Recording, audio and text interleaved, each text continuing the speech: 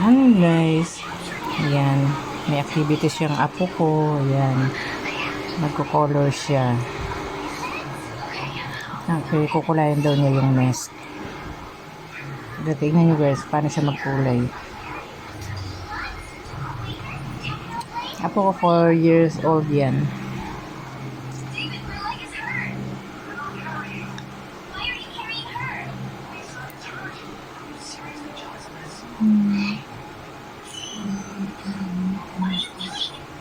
Ayan. Sa umpisa ganyan siya. Mamaya kayo mo masasawa yan. Bahala na yan.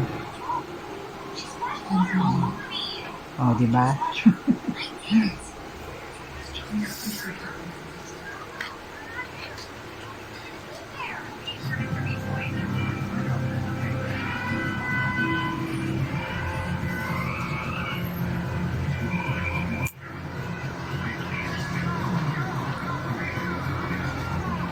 Yan magkulay. Nauna naman niya yung gilid.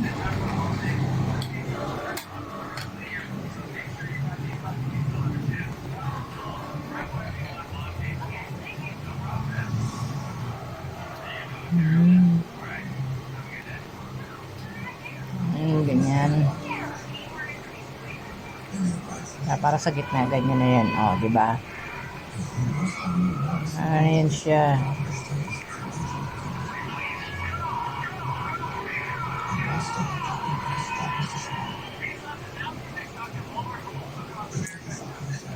O, diba?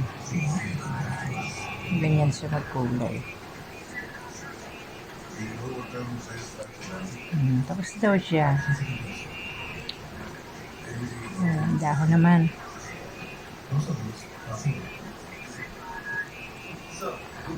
Ganyan siya magkulay-kulay. O, diba?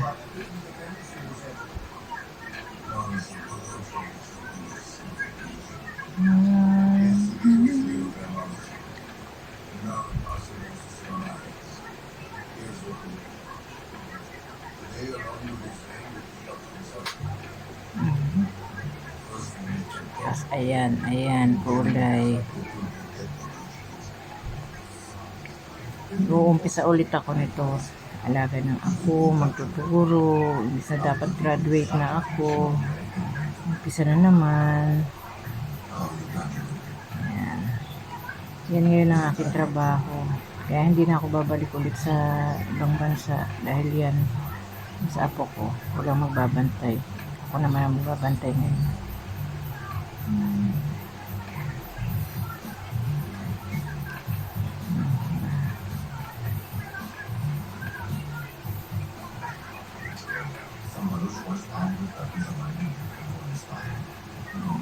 Kulay.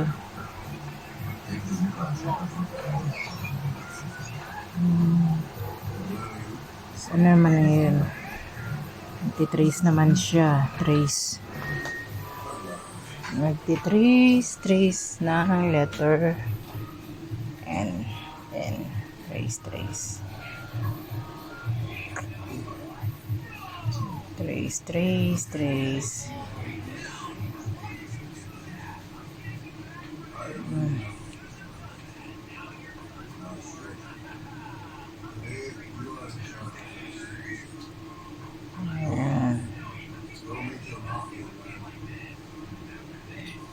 Pag napagod na yan siya, bahala na. Siya mo? Diba?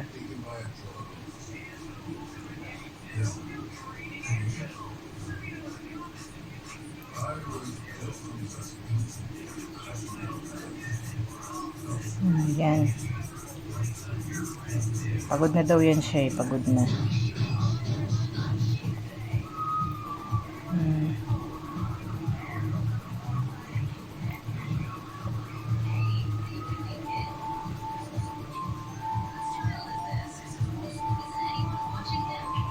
Nagtitrace siya ng letter N sila, nasa N.